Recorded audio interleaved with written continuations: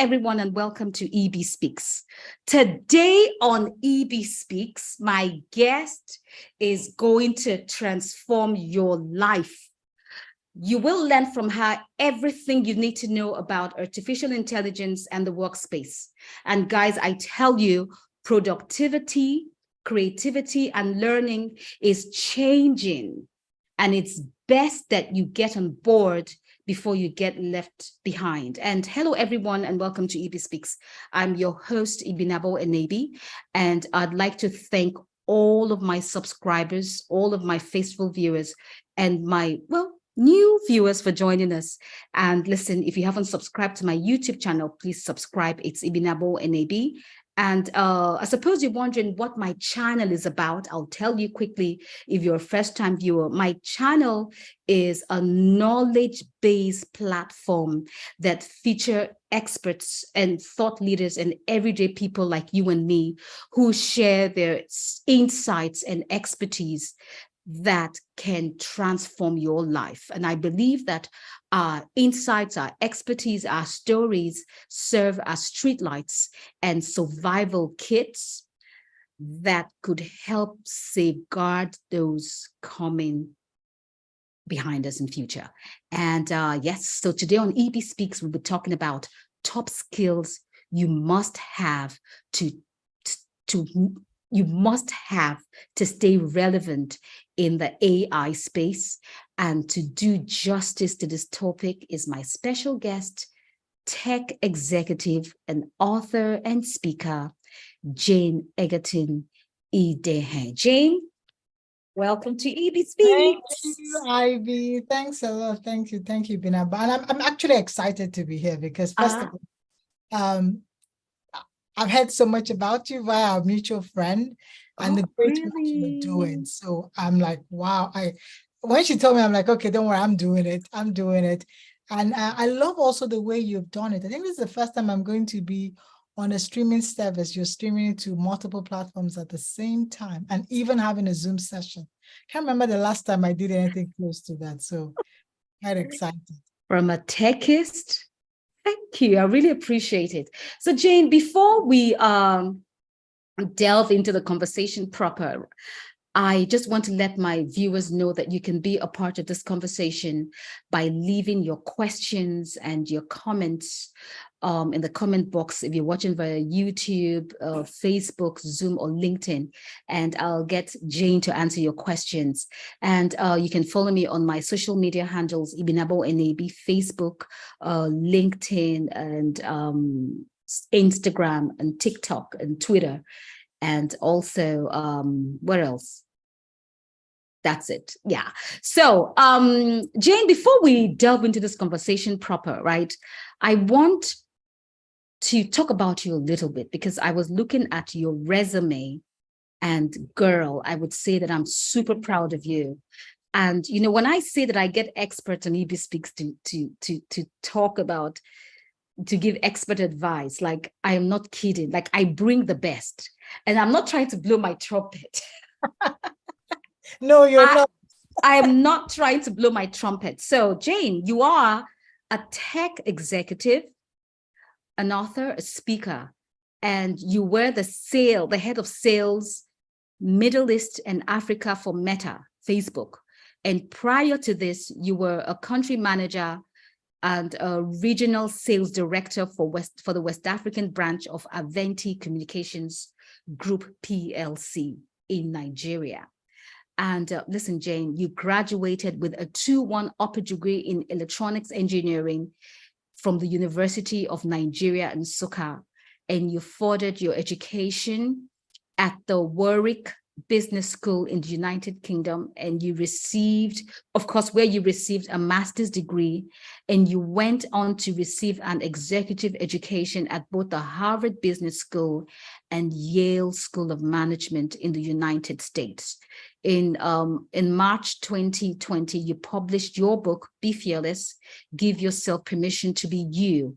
And the book hit 7 Amazon bestseller lists on March 2017, on March 17th, 2020, climbing all the way to #1 in the business ethics and knowledge capital categories. Jane, you have, listen, I am excited, and let me see what else I have. You're passionate about speaking to girls and women about STEM careers. There's a lot you've done. You've done TED Talk. You've championed the cause of girls and women furthering their education in science, in technology, engineering, and maths. There's so much. And I just want to say thank you so much for making our time to be on Ibi Speaks today. Thank you. I'm really humbled by your introduction. Thanks. Thank you. Okay, Jane, before we delve into this conversation proper, I see that you're very passionate about speaking to girls and women about STEM, which is science, technology, engineering, and maths. If you don't mind me asking, what brought about that interest? Ah, thank you for asking that question. That's interesting. Like, people don't even go that way. You want to talk about your bio, but not your impact, because that's really, for me, is a passion. Okay. I'm a believer that your experiences influence what you do. And I believe that my experience in terms of my career journey is what brought me to that point. Being a woman in tech, studying tech, growing my career in tech, I think seeing all those challenges, you ask yourself, what would I have done better for the little Jane?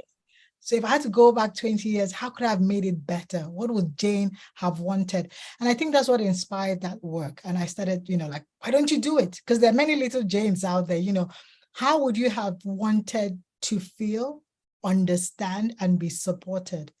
And that started my first desire. Because what I actually started is I was in university.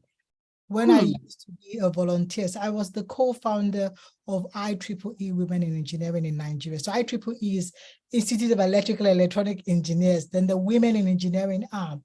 Myself and my friend, she's late now, Clementine, started it. Yeah, she's a very great friend. We started it in Nigeria, and that's driven from the fact that, you have come to surmount this mountain. And literally what everybody told you, or most people told you before you came. You can't do it. It was not true. It wasn't true. They told us it's based on your physical ability. The gender, everything they're throwing out to you. It's too difficult. Do you think you can solve those complex problems? And you go in and you find out, like, what is this? What they're talking about? It was all lies. No, they're not true. So you wanted to tell the younger Jane. So we used to go to. I just was looking at pictures like the other day, and I saw the sessions. Can you show us some pictures? Okay, I will dig it and get those pictures of how we used to go to secondary schools and give those lectures and tell girls what it is to actually study engineering. It's all about solving problems. And what really matters is your intellect. It's not your physical form or your physical stamina. So that's what inspired it. So even along the journey as my career evolved, I also wanted to change those narratives. Why young girls don't get into tech roles, why women don't stay in tech roles. It all just brings you back to doing it. Maybe now from a different point of view. And that's what drove the passion. It's just to make sure that you told that road, and everything they told you, it's like a little shadow. People tell you there's a monster there, and you get it, there was no monster. You have to take a microphone and tell everybody behind, there is no monster. Don't believe them. So you became an evangelist. I became I was passionately as anybody that wanted. In short, I put up a post on LinkedIn on Friday, and it was kind of influenced by this, to say that what the journey has taught me is the fact that each time I feel like I'm breaking down a door to be in certain rooms where people believe that maybe people like me, it could be the look or gender, shouldn't be. And once you do that, you feel like it's now the onus is on you to keep that door open so that others can get to sit. So you think generational then? That's how I see it. Me too. I like to think generational. And listen, and I like what you said when you said that, how would that little Jane feel? So you had that little girl in mind, And that was the mirror or the picture that pushed you to say to other girls, you can do this. And I can tell you, Jane, that you're doing a fantastic job at it. And I can feel your passion. So well done. Thank you. Okay, Jane. So we're going to talk about artificial intelligence. And, it's the buzzword. Governments are talking about it. Creativity is affected by it. Education is affected by it. Careers are affected by it. And before we talk about the artificial intelligence, or rather we delve again into the different facets of it, what is artificial intelligence or AI, and what is not artificial intelligence or AI? Okay, thanks. So in simple terms, just like the word says, it's artificial intelligence. That means it's not human intelligence. So what it is that we're trying to use computers or software or tech to mimic human intelligence. Human intelligence, okay. Augmented. So we're thinking, can we create machines that could think like humans or solve problems like humans or augment the way humans solve problems? So it's all about solving problems, but mimicking human intelligence. So that's how we started that journey with artificial intelligence, and that's how it evolved. So it's nothing like it's a big magic. It's just, we just want to mimic, because human intelligence is still the top tier of all intelligence as we see it on our planet. So if you could mimic it, maybe you could free them up, or you could augment them to help them solve more complex problems faster, or to solve complex problems in new ways. That's basically what we're doing with artificial intelligence. So in simple ways, it's just trying to mimic human intelligence to solve problems. Okay. Now, I don't know if I am right, but I just had a thought. Is artificial intelligence the same way? Is it the same as the automated thing? Like, for example, you're calling an office and there's a computer that says, if you want to talk, dial 1. If dial 2. Is that artificial intelligence? So those there could be digital voice assistant or digital assistants. Okay, so maybe a good way to explain is that there are different forms of artificial intelligence. So that's a good way to start. So that the ones we're all commonly seeing, what is AI, is a combination of a lot of them. So maybe I could explain the basics and we could walk it back. Oh, perfect. You would have different forms of it. So for example, machine learning. And for a long time, we did have machine learning. So machine learning is just simple. We are teaching computers to take predictions and decision-making without human interference, So you're trying to program them so that they can just predict things or make some decisions that humans could have made. So that's basically what you're trying to do. We do that a lot, and we put that in equipment so that it's like automating it so that human doesn't do it, especially if it's basic tasks. Another one we do is called deep learning. And deep learning is also similar to that, is to learn and recognize patterns in large sums of data. Because that's what humans do, isn't it?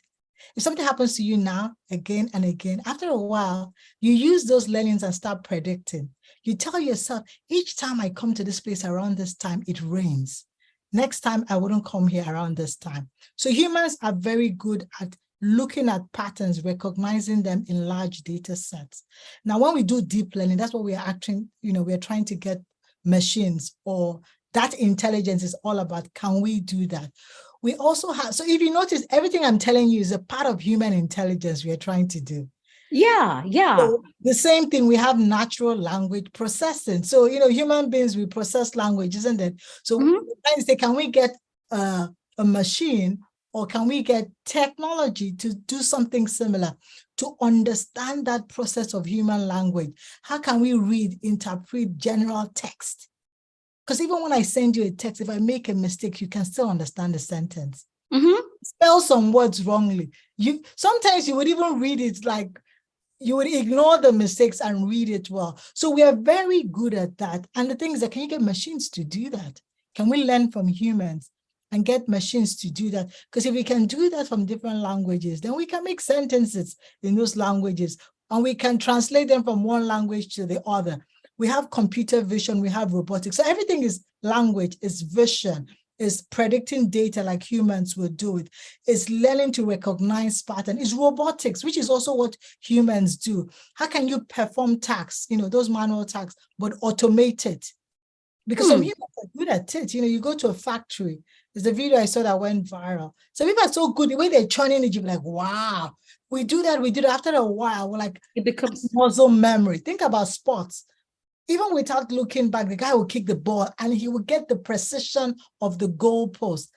Now we're trying to say, can we get machines to do a bit of robotics so that when it's time to do a surgery, instead of the doctor to do it, to slice that, that part of you and open it up, or instead of you to keep taking those boxes on a factory line, can we get a machine to just do that manual?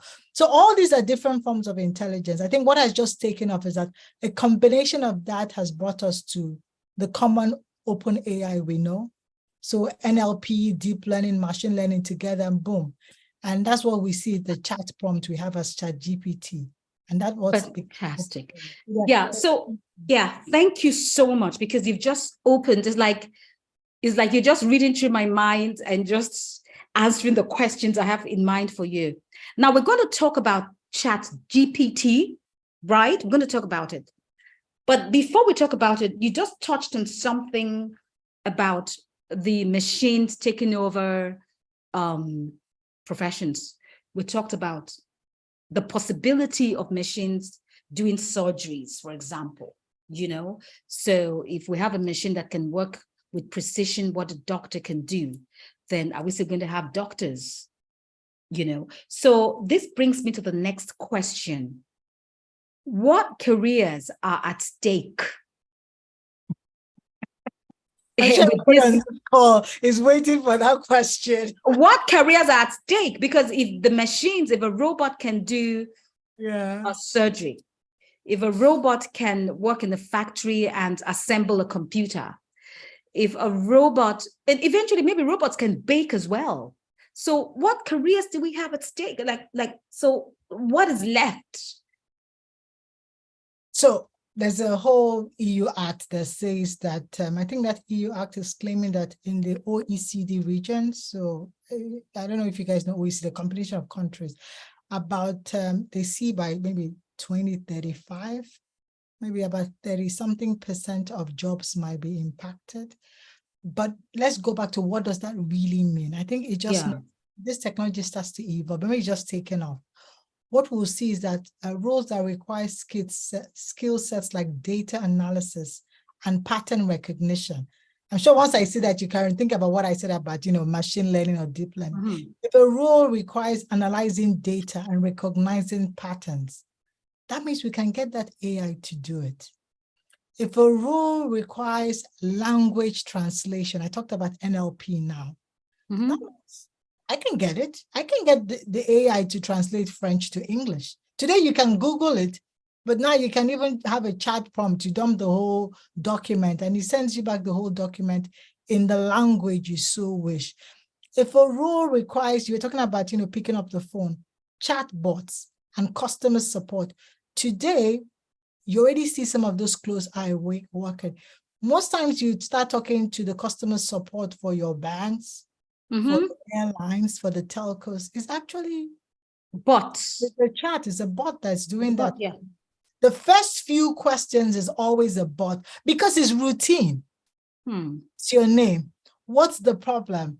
Can you tell us which part of the product is bad? Can you tell us which kind of products are you interested in? Where do you stay? The basic questions the call center guy is going to ask you. The robot can as well do that. There is no special intelligence required in that. It's now when it comes to problem solving, it will pass you on to the AI. So that earlier stage of customer support chatbots, we can do that with the robot.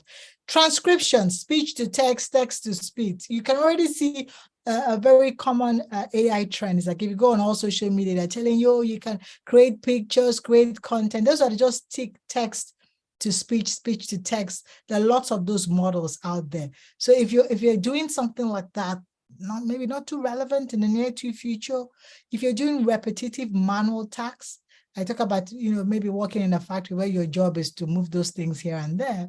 Once we can afford a robot that can do that and we can program it, move it at this time, at this speed, stop after this time, why wouldn't we? We give it to the robot.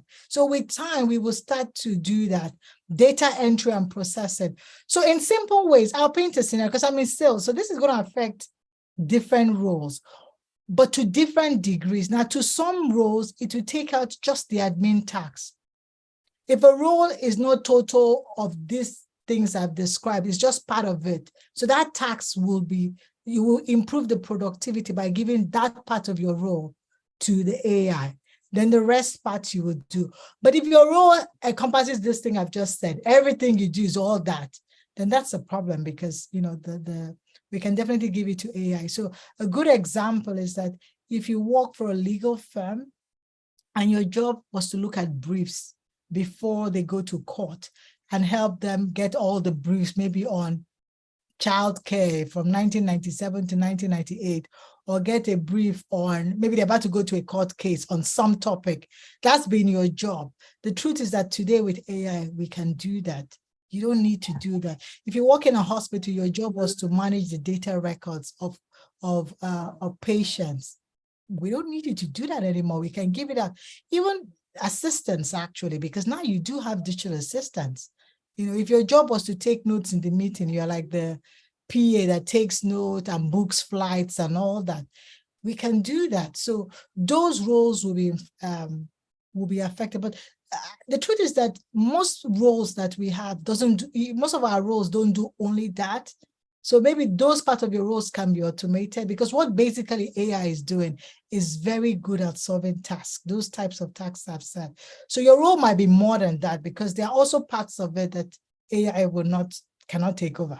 They're parts of humans. That's why it's artificial.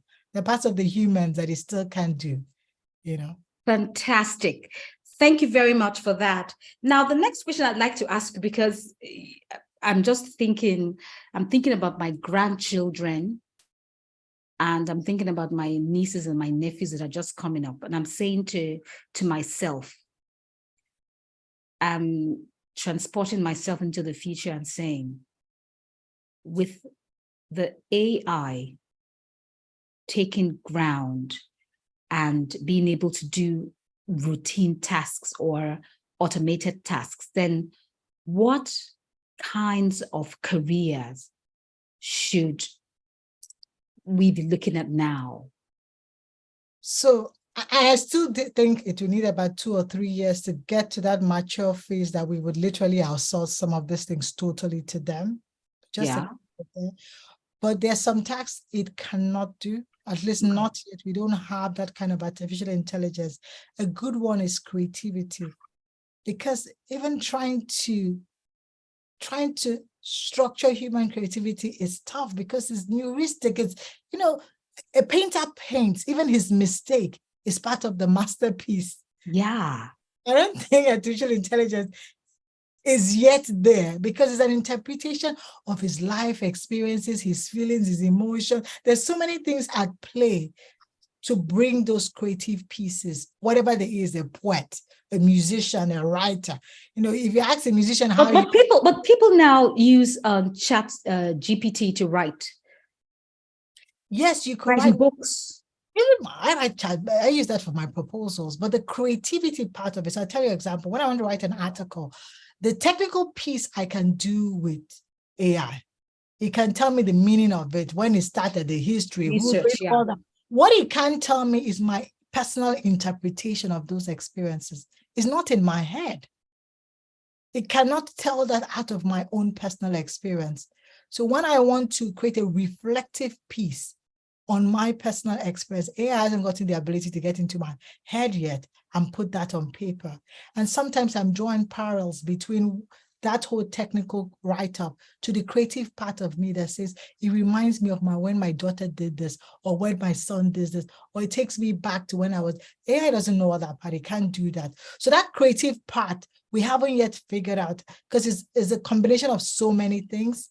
Critical thinking, problem solving, because critical thinking, problem solving is not as structured as we think.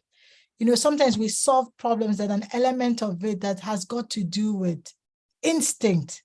Yeah. We have figured out how to put instinct to a formula. You tell someone, why did you choose this? Why did you choose this option? I said, I don't know. I just had that gut feeling that do this. Now, we can't, I don't think AI, not at this level. Human excel at reasoning, analyzing different perspectives, their experiences, put it together to create innovation. That part we still haven't figured out how to bottle it. Empathy, emotional intelligence. You have kids, you treat them differently. Why? There's a reason. Maybe you find out their personalities are different. So I'll speak to this one like this. I'll position it this way. When I want to talk to my son, this is the best way. This is the environment I'll create to position it to him. That's got a lot to do with emotional intelligence. Also, when you lead teams, that's what you bring to you bring that emotional intelligence. You could walk into the room and you feel you read the room. I wouldn't talk about this here. Nah, I don't get that gut feeling. It's not going to work. Now, machines don't have the ability. We don't have emotional intelligence, empathy to see yourself in another person's shoes. No. Ethics and moral, which is what is making the big hula-la now, is that ethics and moral decision-making, they can't. It's based on what you've programmed, based on the parameters you've used in training them. They don't create their own ethics. You know what is good and what is bad. The machine doesn't know until somebody tells them that anything like this is bad, then anything like this is good. So it doesn't know those things. It doesn't know complex strategy and leadership. It doesn't know, sometimes to the extent of physical dexterity, how we carve things. If you want to make a carving, your Bini bronze head or whatever, what goes into creating that? So those types of things are really coming from a part that is almost, at this stage, it's difficult to create a structured algorithm for it. Algorithm for you. I mean, you've spoken so, like, you use very interesting phrases. I was trying to catch up with what you were saying, and I wasn't able to. But then it all sums up to me that that humanity still has a place. Oh yes. In the workspace. Now, there's a question I wanted to ask you, and it's just gone off of my head. Okay, why you think that? For the first time, I there's a particular question I wanted to ask you, and it went off of my head. Okay, you can ask. You can say what you want to say. No, I was going to say that there's a part of humanity that we still, like I was talking about, emotional intelligence. It's got to do with feelings, isn't it? Yeah. The part of us that is emotional, empathy. So that's why we can do counseling or therapy, Oh, yeah. Oh, yeah, that's true. The counselor, the therapist, or that healthcare worker can read the patient in ways that a machine cannot. It's more than just his senses. He's taking quite a lot to make that decision that, okay, right now, I'm not going to speak to this patient like this. I don't think they're in that frame of mind to take it. So, but they can make food, and yeah, they can make, like, if it's a routine, they can walk in the kitchen. They can walk in the kitchen. They can do routine tasks. Even the therapist work, the basic question she asks you, like, what's your name? When were you born? When did you get married? What's wrong with you today? Those things, if it's routine, you can get you can get AI to do it. But to the real work of therapy and counseling, of engaging with that person to take them on that journey to help unlock it. Yeah, I can't do that. No. Now, I was going to ask, the question I was going to ask you was, somebody sent something on WhatsApp. Yeah. And these days I'm seeing it all the time. And you'd see a very fine video. When I mean fine in terms of looks very perfect. Oh, perfect picture. Perfect picture. The pixels are very, very well pixelated and very, high def and everything. And you see the man's mouth moving like this, and he's saying something. I'm like, it is too perfect for human, So those are the kind of things that the artificial intelligence can do in creativity, right? Yeah. But some of the things I told is text to speech, speech to text, is converting, because what it's basically doing, you do have a picture. We're good at creating motion, so we can move the mouths or the lips to the rhythm of the voice. Yeah. And we do have content, whatever text you have typed out. So we can create that impression that, like creating videos. Now you can use AI to create videos with humans talking. You can decide you want her to have blonde hair, she should be dark, and all that. So those are some of the cons we are having with AI. Yeah, because I'm sorry to cut you short, because I feel that because I'm a creative myself. Yeah. Oh, hello, Stella. Thank you so much for joining us today. Okay. Oh my gosh. I am so Jade, let me just pause here. I am thank you so much, Senior Stella. I'm happy that you're here.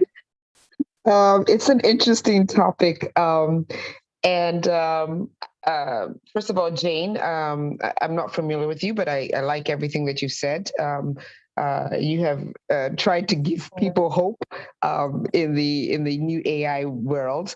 But I really wanted to provide like a real life scenario of how AI is not the beginning and the end of human careers. When ChatGPT came out, we observed it for quite some while.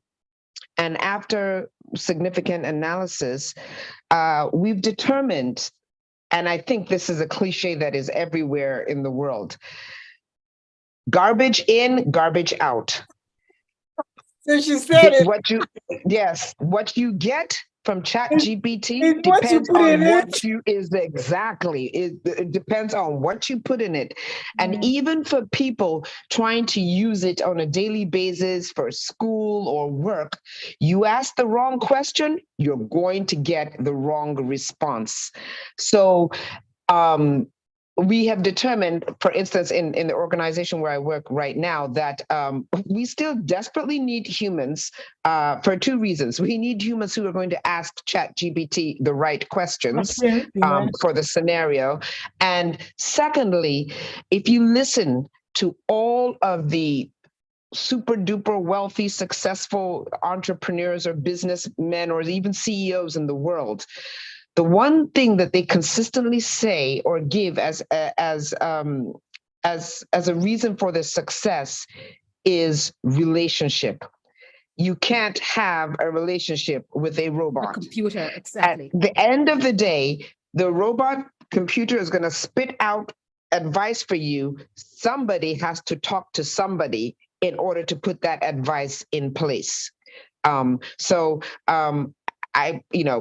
Get ahead of the game, make sure you ask the right questions, and step up on your relationships with people. And AI will not make you redundant.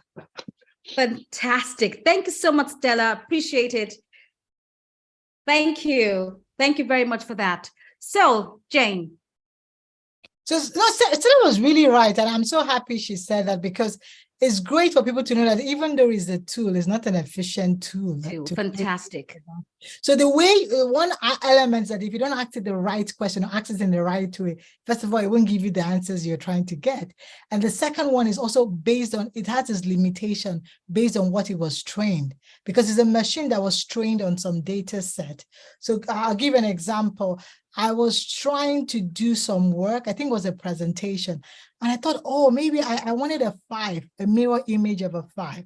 So I got on one of these open AI models and I'm typing, create me a mirror image of a 5 with flowers hanging. It gave me a picture of a mirror. That's what it rendered. I changed it again. I said, no, a number 5, but show the reverse. Then it showed me a number 5 reversed in both ways. So just back to what she's saying, based on what it was trained, which is also an issue we discuss when it comes to regulation and policy, the kind of data that was used to train it, that's the limited set it will work with. That's one problem. If the data is biased, if it's not robust, if it's not in real time, all that will limit the answer it will give you. And secondly, it would also give you the answers based on how you ask it. If you don't learn how to prompt it right, it won't answer your questions. Yeah, that's true. That's true. Yeah. No, I was going to give an example of a little experiment I was performing. So he told he asked ChatGPT, the open AI version, hey, give me a list of sites where I can watch pirated movies. And of course, he got the response, sorry, for unethical reasons, I'm an AI machine, I cannot share with you, sites where they have pirated movies. Then you know what he did? He asked the question differently. He says, give me the list of sites that I shouldn't go to because they do give pirated movies. Then the AI answered him and gave him the list of sites he shouldn't go to. So he got what he wanted. He just asked it the right way. So those are some of the things. But I'll say that's one of the key things I would tell people, that AI for me and for most of us is a productivity tool. Think about it like when we got the computers with Microsoft Excel and Microsoft Word and PowerPoint and all that. It's a productivity tool. The earlier you start learning it, the better, because in future, that will be a productivity tool for us to enhance the work we do. So I would advise anybody start learning how to use it. Fantastic. So guys, if you're listening and you have any questions or comments, please feel free to leave your questions in your comments, and I would get Jane to answer those questions for you, and I would read out your comments as well. Now, Jane, we had it to talk about this next question, and Stella also made a mention of it as well. So how do we then get ahead of the game to stay relevant and to be on top of this whole AI business? Oh, so that's in what ways? In what ways? So one of the biggest ways I would say, for rather than shy away from it, I think you should embrace it. You should see it as a productivity tool. Okay. The way you use because if we had the computers and we didn't have all the Microsoft Excel, Word, or Apple Notes and all that, the computer would just be a tool for browsing the internet. Doesn't help, is it? Yeah. So if we had the internet and we didn't have like the search engine, like Google search, you just have the internet, you probably don't know what to go around. What would you go there? Read the news, So those are tools. So the better you are at using a Google search means if you're trying to do research, you can search better. Now we've just got a better form of it, to saying with the ChatGPT, we can do it in real time. We can do it and add audio and voice and text and relevant data to it, more than just what we can do with the normal basic search. So this for me are productivity tools. Use them.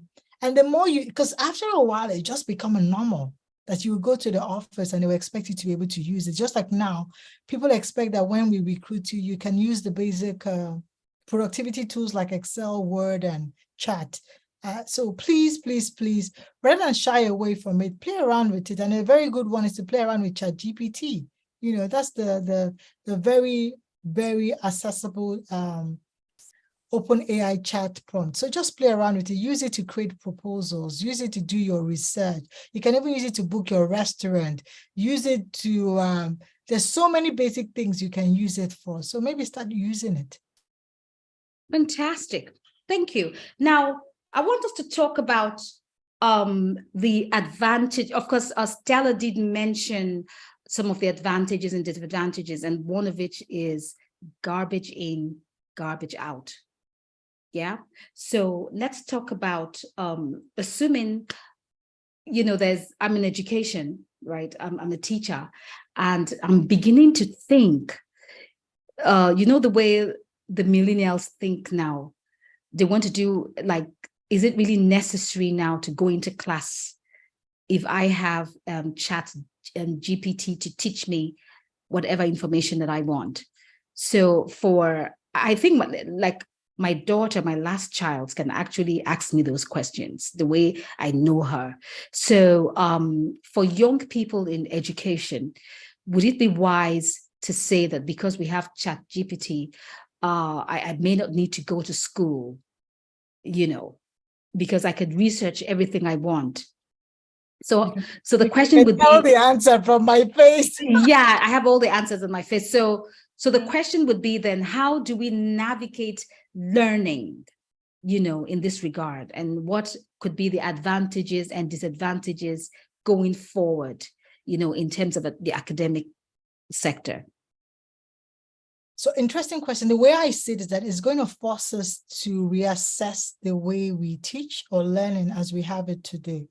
So some of those things we used to make our students or kids do, we might think that we might now discover that they're irrelevant. Routine tasks that are just memorization. That's really probably not learning. Now, when I was younger, they used to make us memorize the times table. Oh gosh, I hated it. I can I can say everything, but don't ask me to go back to the basics. And how did 4 times 2 become 8? Tell me, explain it. What we should be teaching is that explain it. Why? How did it happen?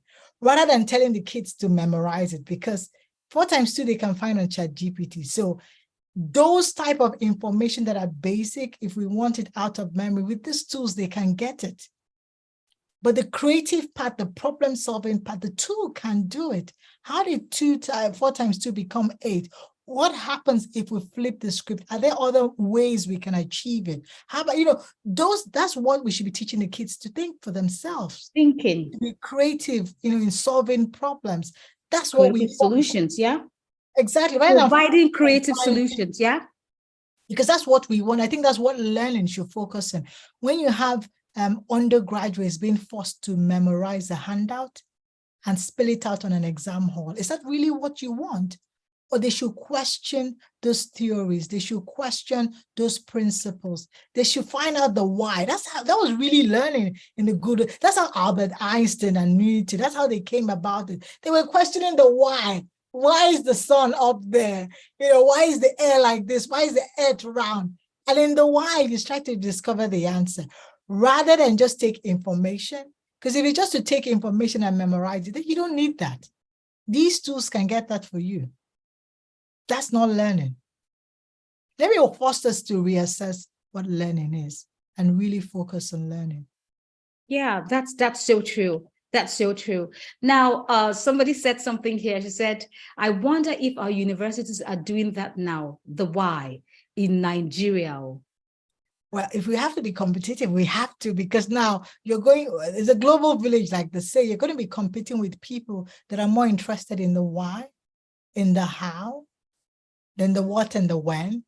So if your job is just to memorize the whole thing and you can ask all those questions and figure it out yourself, you won't be solving problems. You've been creating new ideas. Then you won't stand a chance, probably. Okay. Now let's go back. I want us to go back to ChatGPT, and I want to talk about what are the top skills that we need. And I know, of course, yourself and Stella now have given perspective to the fact that the ChatGPT would not take our jobs. It's not a threat, garbage in, garbage out, but yet it is a reality. And a lot of people would be embracing, a lot of companies would embrace it because it enhances productivity, and routine-based and data analysis tasks could very well be done by the bots or the computers. So what top skills do we need to remain relevant in today's workspace?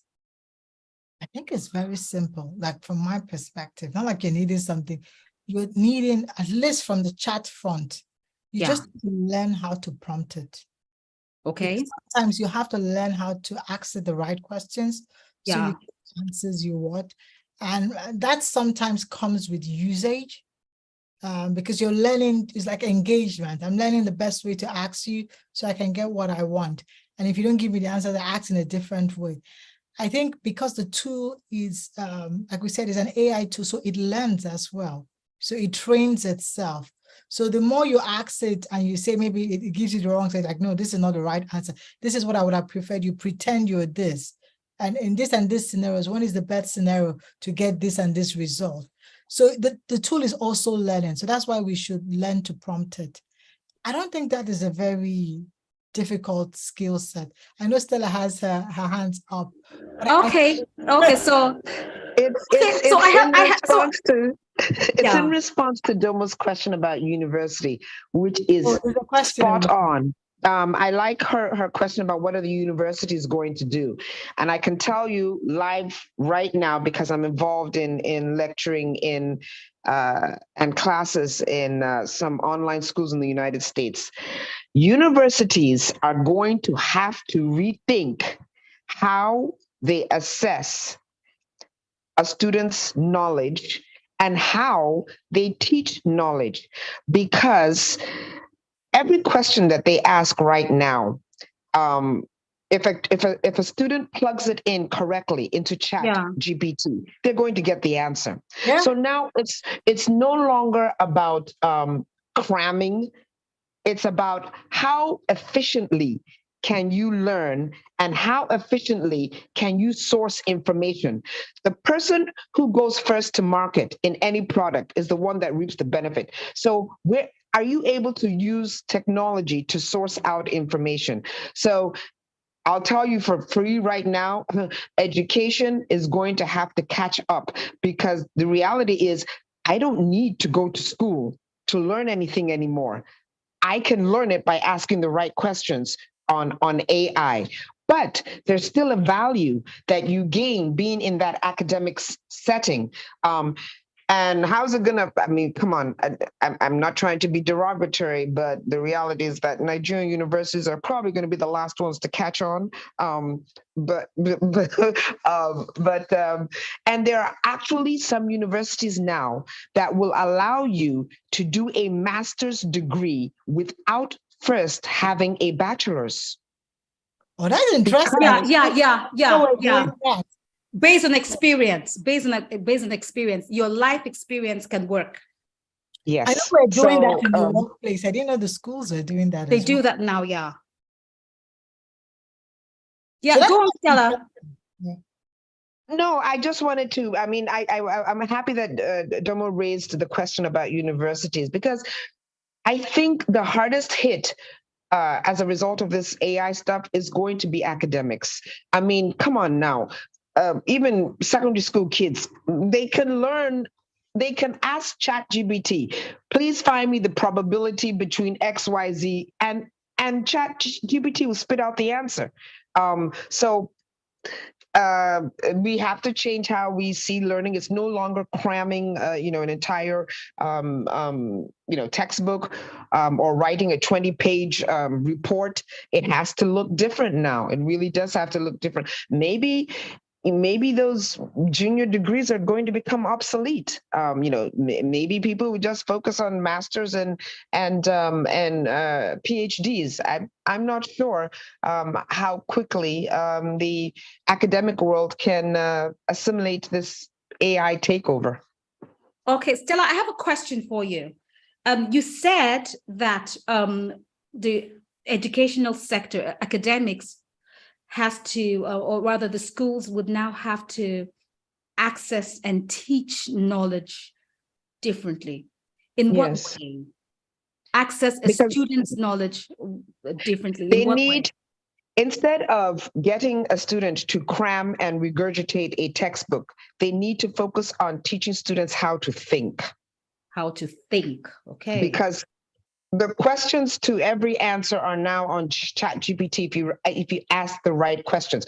Now you have to teach students how to think, how to take that information that they're getting from AI and use it to build revenue, to make a change in society, to enhance lifestyle. Now it's about, what do I do? Okay, ChatGPT has told you how to bake a cake, and you have baked the cake. Now what next? Teach them that a cake can be used for XYZ. You have to actually, you have to let the children know what to do with the information they get. Because if you give a villager, I don't know, a remote control, until you teach that villager how to use the remote control, that wonderful device is meaningless. So now teachers have to teach the children how to use the information that they're getting off of ChatGPT or any AI tool. Which means to become functional, they need the information to be functional, to translate into solution providing or problem solving. Yep. Solutions now, problem solving, not. So we learn about we used to learn about the problem. Problems, That's what teachers need to teach us. Now it's the teacher, don't teach me about the problem. Teach me how to think so I can solve the problem. Fantastic. Fantastic. Thank you, Stella, for that. And let me just read some of the comments that I have here. Education should not be used for job certification only, and Dama says true. And Tony says universities are functioning as factories of mass production of graduates. And Chingwen says, so basically AIT has fast-tracked the burning question, is school as beneficial as we make it seem? So Jane, is school as beneficial as we make it seem? I would say school, the way we've had it, was beneficial for that era, because, in perspective, some context for the era, the way it was structured. But for the era that exists today, it's becoming clear that it's not going to be enough.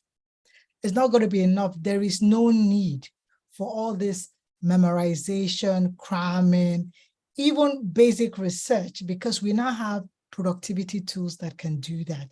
We can free up their mind space. What I mean there, like the students, are really focused on what we really want them to do, to be creative and learn how to problem solve, which is basically akin to what Stella is saying. And I think if we focus on that part, I think that's what these tools do. They free up the human intelligence to take on the problem. Yeah, so that's what we should challenge the students. So it means we might have to go back to the drawing board, like she's saying. The way we structured school, in the way we assess students, what is required of them, what is the definition of pass and fail, because if you get 10 of the answers right, verbatim, tick the boxes, but that's not teaching them how to think for themselves or problem solve. So I probably is going to force, I don't know how soon it can do that. Sometimes technology leads and everybody then lags. In this case, it's that triggered a transformation. And I think it's going to force everybody. I wouldn't say it's going to throw away schools, like, there's just like me, there's a reason why I had an option to do an MBA online and an MBA in person. On-site. I chose to do it on-site because of the social element, the human intelligence, all that part. I can get it online, no matter how good the tools are. So I wouldn't say that schools are totally outdated, but I would say the structure of the schooling today is going to go through a transformation. It's about connection, problem solving, relationships. Relationship, because networking, relationship, teaching creativity. If you can do that, but the relationship part, I don't think you can do it. Emotional intelligence as well. So I have a question to everyone here. We are all mothers, whether biologically or not. We have children that look up to us or that we gave birth to. How are you going to view education for your children? And I will use a personal example. My oldest daughter went into university in the United States and decided that university was not for her. Of course, my family is extremely academic, and it just blew our minds that we gave birth to a child that did not want to finish university. But we let her do her thing. And the long of it now is that she's earning 6 figures in the tech world in a job in the United States. And when she needs to prove herself, she just goes off and gets another technical certification from any of the big software programs. So she has shown us that university education might not be as relevant as we think to a child's success or happiness. So it doesn't work for everyone, but as parents or aunties or uncles, how do we help and recognize and guide this in our children, that a formal education at the university level might not be the determinant for their success? Can I take a jab at it, Stella? Oh, yeah. I'll take a jab because I would like to also share some personal experience. So I'll put some context. In the scheme of things, when it comes to that example you've given, I think the tech world is far ahead, because the tech world would hire based on experience and skill set, not necessarily your certificates. So I tell people, when we hire, we are more interested in your skill set. And that's why we use behavioral type questions to assess you. If you're in this situation, how would you behave? If this and this happened, tell us, how would you behave? We don't even care about what you studied. Nobody's going to ask you, tell us what you studied. Well, no, we don't check that part of your CV. It's not required for how we hire. But I must say that it's not every sector that has evolved to that level. Just to put context, some sectors are still way guarded by the gatekeepers to be more bureaucratic. They want to know if you studied, what did you get? So there's some sectors like that. So that said, in terms of how I approach learning, so when my kids are 2, my daughter is 12, my son is 15, I've always seen learning as people learning to think for themselves. Because I loved that about the American educational system, because I think that's what empowered people, that you see a high schooler. Some of the big tech companies we know today, people will say that they, left Stanford, Harvard, they didn't even graduate to start their own company, and is, worth billions of dollars tomorrow. That means they realized that they didn't need what was being given there. They had what it takes to start that journey. So I started focusing on teaching my kids to think for themselves. Soft skills were very important to me. So first of all, trying to get schools that would promote that is a bit tricky, but there are schools that promote soft skills as opposed to the hardcore skills. Because I found out that when we recruit, we believe we can teach you for hardcore skills. We can actually teach you how to program. But soft skills might be tricky. We might not be able to teach you soft skills. Like what? Give us examples. So soft skills like communication, problem solving, creativity, empathy, listening skills, time management, leadership. Sometimes when we ask you those questions, that's what we are looking for, because it allows us to determine where should we put you. Which of them are your strongest core skills? Then maybe you should be there. Then we can train you for hardcore skills, how to program, how to sell. We will train you for those ones. Unless we decided we want to get an experienced person, then we're asking that you have that experience. But if it was a graduate role, we're not even going to ask you what you studied. It's not required for us. So I say that in context because I know that I'm in tech, and this is obtainable in tech, but I don't think it's obtainable. Some sectors are still a bit behind.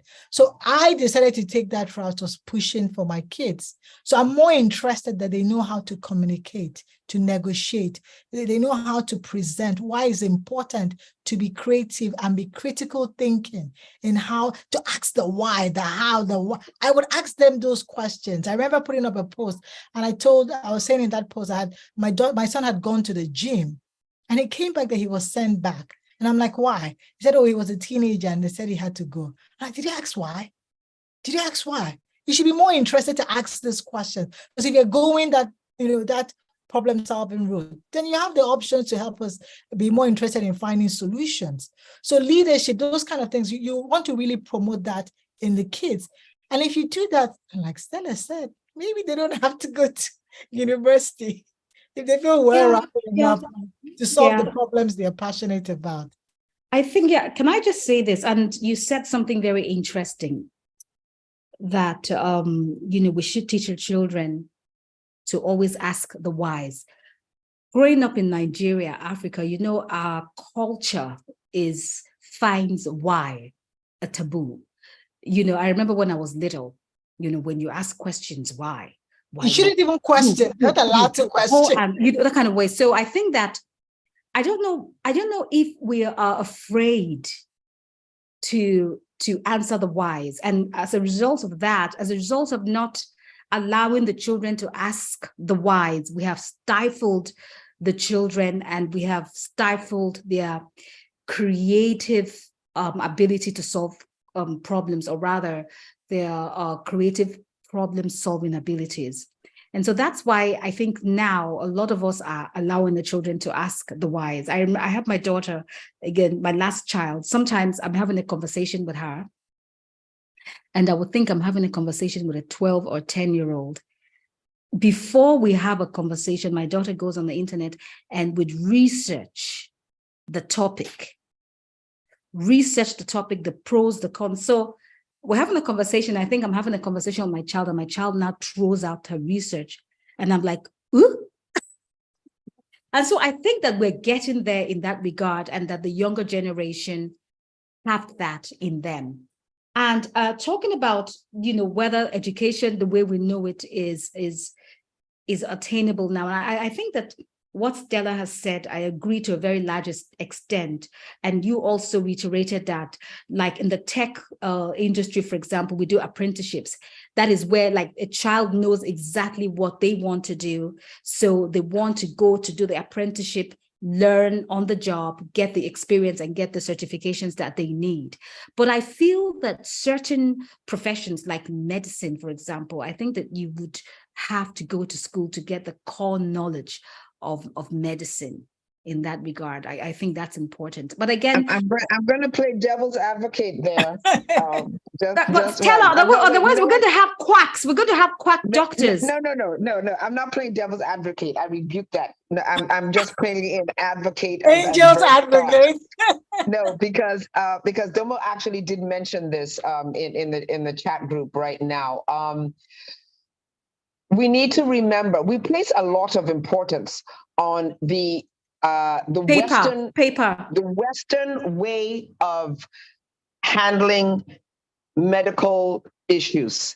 And we forget that this Western world is taking what we have naturally in our backyards to create medicine, which they now charge us $100 and $200 for one tablet. Which is why there are several instances I've come across in the world of cancer, for an example, where there are things grown naturally in African countries that pharmaceutical companies are growing them in greenhouses in the Western world to use to create the cancer medication. We need to take a step back as Africans. Everything we need to survive and be leaders of this world is in Africa.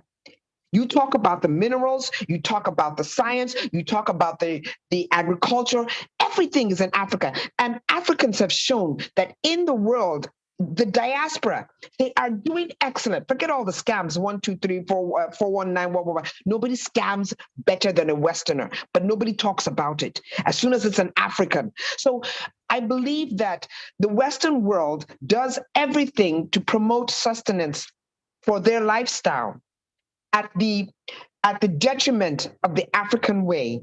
And we do have what it takes to get ahead of the game in any field, including medicine, without the formality. We really do.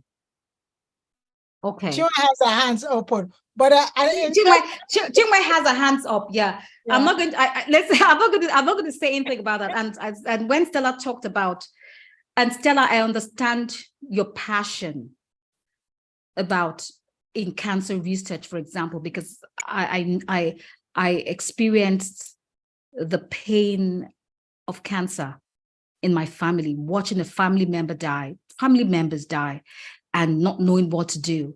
And then all of a sudden you begin to realize that the pharmaceutical companies, are a scam in a way. You begin to question chemotherapy, you begin to question, everything that you know about science, because nothing is working. It's just it takes me down a very dark memory lane. And I wish that even our doctors, the funniest part is that even when you have someone who is suffering from a disease, you do a lot of research. There's a lot of information out there that you can actually, that you wish that the medical practitioners could actually like take a look at, to marry what we have in our backyard to the profession itself. And sometimes when you even try to make those suggestions, they kick back. They don't trust what you're saying.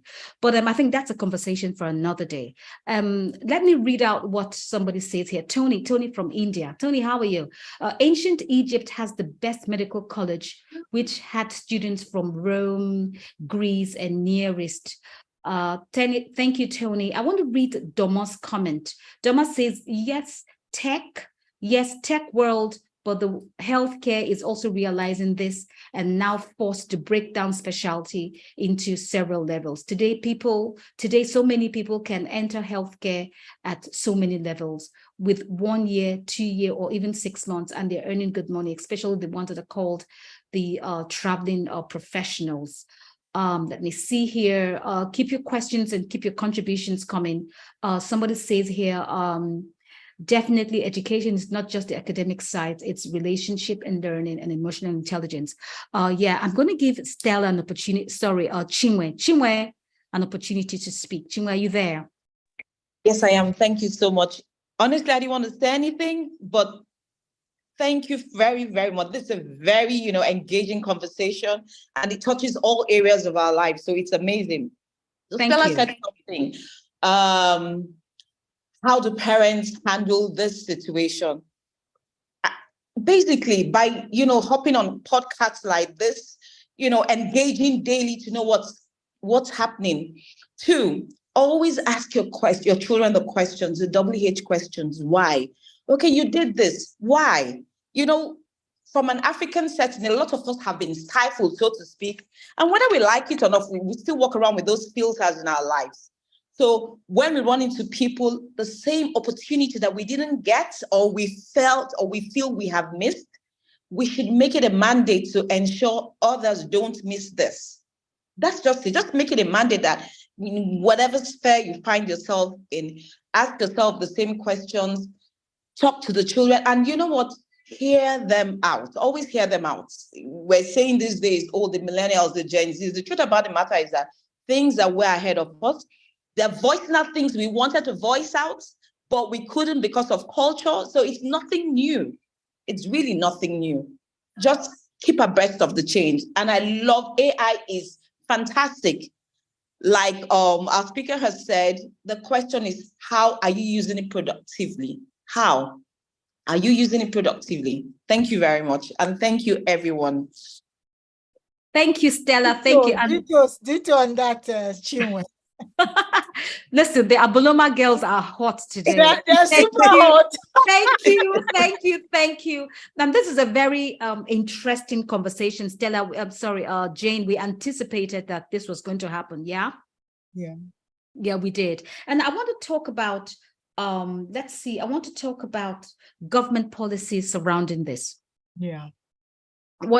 Now I'm looking at it in terms of creativity. So I'm a poet. I like to write poems, and it takes me time to write. Sometimes you have the writer's block. Sometimes you write something and you're not sure of what you're writing. So I have quite a lot of poems that I haven't published because sometimes I'm like, oh, is it good enough? Is it not good enough?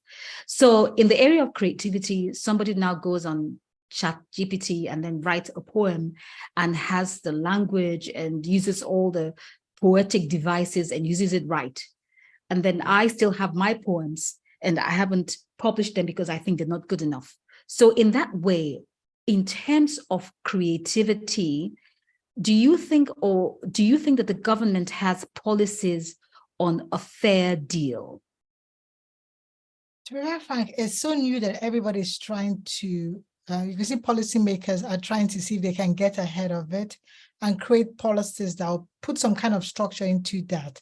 So I know, for example, that EU, they had the AI Act I think it was this month in June. they put their own. And in the US, they're still trying to, the Senate met in April or so, still trying to put something out. Because similar to what you've said, is like a case of if you had a self-driving car. Remember that there's the software part and the car owner and you, the driver, and some guy that coded it at the back end. If that car gets into an accident, who's going to take the liability? Is it the guy that was in the car that's meant to be the driver? Is it the owner of the car, or is it the guy that wrote the code? So those kind of areas is like similar to the creative. It's still so great that everybody's trying to find how best can we regulate it without stifling creativity. Because that's how you over-regulate it. And nobody wants to do anything new in it because there's no value being created for the creator.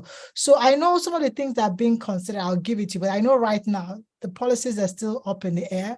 I know even for the EU, they're just determining risk level, but nobody has said, how do we, what will be the penalty, who is allowed, who is not allowed. But some of the things that are being considered is that when you do create these AI models, can we identify who trained it? So we should be able to say who trained it. For example, if I'm using OpenAI, they should be able to tell us this is who trained it. If it's Google's version or Meta, who trained it? Meta's on who trained it. Because that is so important, because it could also determine if there's some kind of bias, where the bias is coming in. Can we disclose the data source? These AIs are trained on data sources.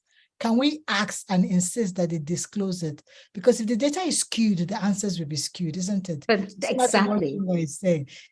Stella was saying. So maybe we should make it a request that they should tell us who trained it. You should be able to declare the data source, even explain how it comes to the responses. So if we think that it's taking a journey that makes it biased, people like, I don't want to use this one, I will use this one. Be transparent about the ethical boundaries. These are the parts of it we didn't consider when we were training it. So just in case you want to make a bomb, we haven't said don't make a bomb. You can type on the prompt and it will tell you what you need to make a bomb, because it will get it off the internet. So there's still lots of areas, to be frank, that is not fully defined. Regulators are trying to get ahead of it, but there's some parts we know that, like when it comes to ethics, is becoming a big issue. It is really unacceptable risk, because AI means that we can manipulate people's behavior. Exactly. Take data about how you spend, what you read, all those data to profile you. And I can use that, especially if they're a vulnerable group, to create something to encourage you to do something like vote for a particular kind of candidate. Or I can use it to create a kind of social scoring to determine the information I'll always show you. And those kind of things we don't want to. We see that happen with social media and safety concerns. So those are kind of things, I think there's a lot of debate right now that those things have to be defined and some kind of policy needs to be put in to prevent that. Competition is another thing, because to be frank, if you follow Stella's trail of thought that, the West sometimes thinks they are better, this is in the hands of some key players. Is the Googles, is the Metas, so there's like these key players have had access to the data, and the amount to create the models, it costs a lot. One GPU is $40,000. You need about 3,000 of it to train that language model. So that's $75–80 million flat out. Not talk of other things you need. So it's only sometimes the big guys that can do that. And they also have access to data. Does that mean that they can decide what we see? The narrative, just like I think that one of the fears that I have, right, is that the press, each media house has an ideological bent. Yeah. Some of them have leftists, some of them are right, some of them are liberals or whatever. So if you listen to Sky News or CNN, they have their ideological bent. Yeah. If you listen to GB News, Al Jazeera, and some other channels, Arise TV, Channels TV, and all of that, they also have their ideological bent. And just like how even history is written about our origins and even about Africa, the kind of way where the history about African civilization, how they tell the story, the narrative. So the narrative, the single story. So for me, one of the fears that I would have in just sitting down and thinking about this is the narrative, the single story. Who is masterminding the information that is being given out? Is it Afrocentric? Is it Eurocentric? What narrative are they providing? For me, I think that is one of the things that I'm just thinking about. Yeah, I'm thinking about it. I'm worried. That's why I think it's important that they declare the data source, because that's where you sourcing the data. You said that those Bini sculptures that were taken in 18 whatever were not literally taken. It was the trade agreement gone wrong, and that's what the spoil of your negotiation. But who is telling the story that way? Was that a real story? Exactly. And I think that again, I think again that if we don't take our time, if we don't have voices in Africa, like our millionaires and billionaires, rather than, spend the money on things that are not relevant, I think that they should also try to come up with our own form of, information database that we can tell our stories in the way. My thought is that, sorry to cut you short there, even though we're not creating the models, because I told you that computing and creating the model is very expensive. I don't know if our billionaires are in that frame of mind where they want to sit at that table to drive technology. We're almost sometimes very reactive rather than proactive. Proactive, yeah. Hey, why don't we sit at the table where this discussion is being had so that our voices be heard? I think it's so important. It doesn't even have to be a money game. From a policy perspective, you should be there. You should be there to say that if you're going to train the models, there must be diversity. The source of the data is important, that is not just captured from one angle. And if it is, you have to declare it, because it's your word against my word. You are telling the story from your lens. So I think even though we don't have I don't want to say we don't have, but maybe the people that because we're capable of having. We do have billionaires that can decide that, hey, I want to build my own research on the African continent. Why don't we come up with our own model? Because just 2 weeks ago, a French startup just announced, Mistral, they're going to create theirs. They raised 150 million, really backed by the French government, to go create their own model. So, countries or continents that believe that they should have a voice are putting their money where their mouth is. But I don't know, in terms of the African continent, how conscious we are that this is another phase of transition. We should be thinking about, I think this is the fifth revolution. It is. It is. And thank God that Stella is here. Stella, maybe you want to lend your voice to that conversation, that maybe that our African leaders should think about putting our narrative out, and should also invest in the data, in building these models. Yeah, we should guys. Please have African leaders finish looting our coffers. Talk less of, come on, guys. The 99% of the people in government today don't have or have up to a secondary school education. They have no clue what the freak you're talking about. Go to your House of Assembly or your Senate grounds and ask them, do you know what ChatGPT is? I bet my salary on it that less than 10% will know what the heck you're talking about. So leave government out of this discussion. Leave our leaders out of this discussion. We are the leaders that we need to focus on. And guys, passionately about, we made a mistake. We elite, in quote, didn't want to dirty our hands and didn't in politics, yes, in politics, and look at where we are today. Everybody step back in the game.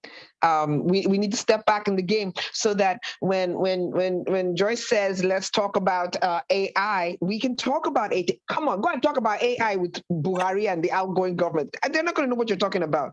So leave our government out of this discussion. And it's so sad, isn't it, to see that Nigerians have potential and that they do well wherever they are around the world, and but then the source from where we come from is just messed things up. And let me see what Chinwe says here. He who controls the story controls the narrative always, and where it is told. And somebody says here, there was a media channel known Voice of Africa, which featured leading Nigerian personalities from various global spectrums. Thank you, Tony. Yeah. So now I want us to bring everything together. We've had such a robust conversation, and I am totally blown away. So Jane, let's bring everything together. And as what Stella said, she said, thank you for offering hope, because artificial intelligence is not going to take our jobs. So what are the leading skills? I know you've said it, but in summary, what are the leading skills that we need to have to stay on top of things? And what are the steps we need to take to be on top of the game? So I would say, in summary, all we've just said here, not to make anybody scared, is that humans, as always, are always trying to see ways to simplify things, improve things, and make things more efficient. And now we are figuring out how we can mimic the human intelligence so that we can solve problems better or solve complicated problems faster. And that's how we've come with the AI. Now, AI for us should be seen as a productivity tool. That's how I will see it. A productivity tool means it can make your life better. It can improve the way you do some things, but it also means it can take away some of those jobs that are that basic. I know we mentioned a couple of them, but because it can take some of those jobs that are basic, there's some skill set it will still not take. We talked about emotional intelligence, empathy, leadership, creativity, relationship building, critical thinking. Those soft skills, it can't take it because it cannot do it. It cannot do it because in nature it's difficult to create a structured algorithm to simulate that. So maybe we could lean towards that creative part that sets humans apart, and focus a lot in then using that to solve the complex problems, and let this machine do the basics. But to let the machine do the basics means you have to be involved, because with time, if you don't do that, the market by nature would overtake you. So for example, please focus a little bit of learning how to use this prompt engineering ChatGPT. It's a great tool for research. It's a great tool that if you focus, it can be quite productive in the way you assess information, research information, collate information. So for a start, maybe spend some time trying to use it for your research, trying to use it to collate information, to translate information.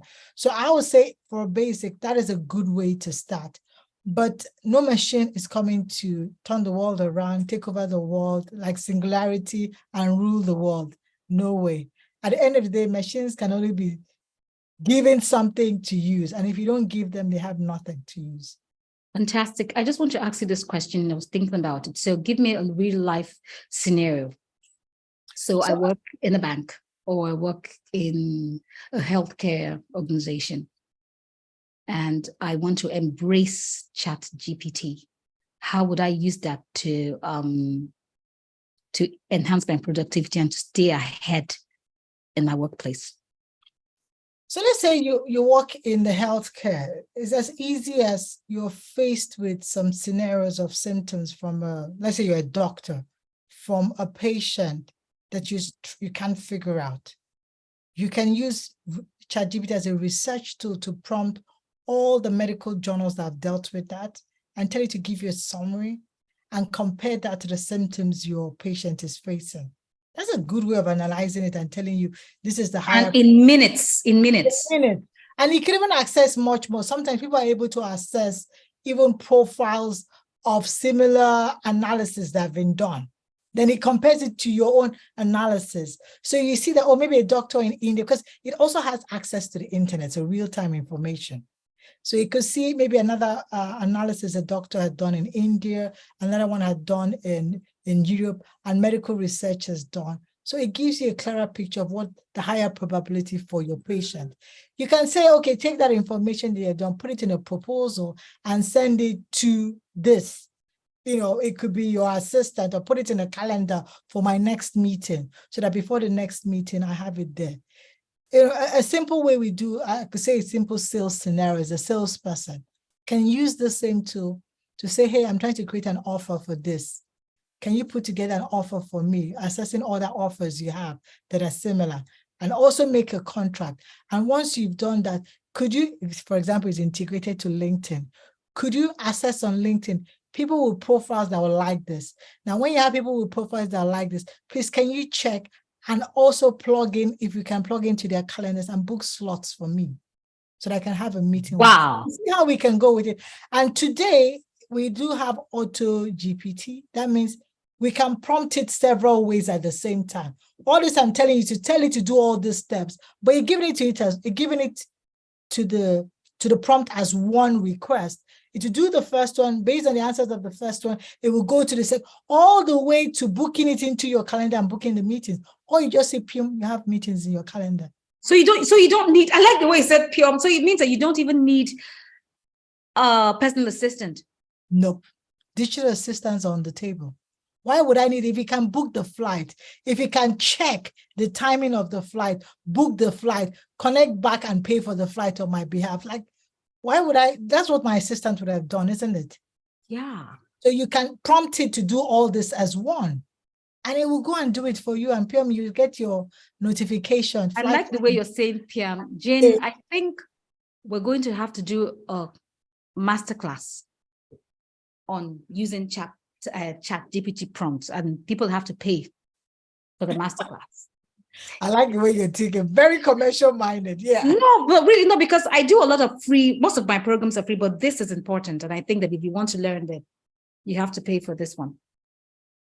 So I want to thank everyone today, and thank you so much, Jane, first and foremost. And guys, if you're just watching me, my name is Ibinabo Enebi, and you can subscribe to my YouTube channel, Ibinabo Enebi, and you can follow me on LinkedIn, on Facebook, and on Instagram as Ibinabo Enebi. And I hope that you enjoyed today's episode. I hope that my expertise has served as a street light and survival kit for you. And I hope that this information has transformed your life. Next month on Ibi Speaks, we're going to talk about something that is very relevant to me. I'm starting a series on Jakba, and it's going to be very interesting. And I'd like you to join me as well. I'm going to share my flyers when, so that you can be part of the conversation. Stella, thank you so much for honoring this invitation. Honoring the invitation, and thank you so much for providing very valuable insights on this conversation. Chinwe, thank you so much for also sharing insights. I want to thank everyone who's contributed, who's asked questions. I really appreciate you, and I'd like you to join me next time for another very interesting conversation. I appreciate you. Thank you very much. Thank you. The comments the comments are all coming. Yeah. Thank you. Thank you. Thank you. Thank you. Thank you. I appreciate you. And I will see you next time. And bye, everybody. Bye. Everyone. Bye. Bye. Thank you. I'm just taking there's so much comments here. Thank you. Thank you. Thank you. Thank you. Thank you. Thank you. Appreciate it. Bye, everyone. Thank you. Thank you so much, Senior Stella. I appreciate you now. I like what you said, Senior Stella. She was my senior in Abluma now. Yeah. So thank you, everyone. And Jane, I'm going to call you.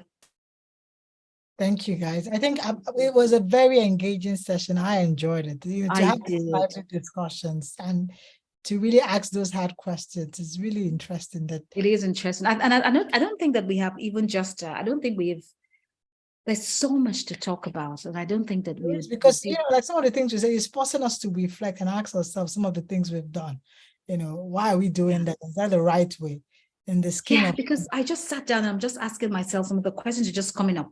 And I was asking myself, like, the way they stifle us with these questions of why, when you ask question, why, they also look at your eye. The way they do that, you go thief, see your eye, see your eye, they shine. Why, come, why has a long tail?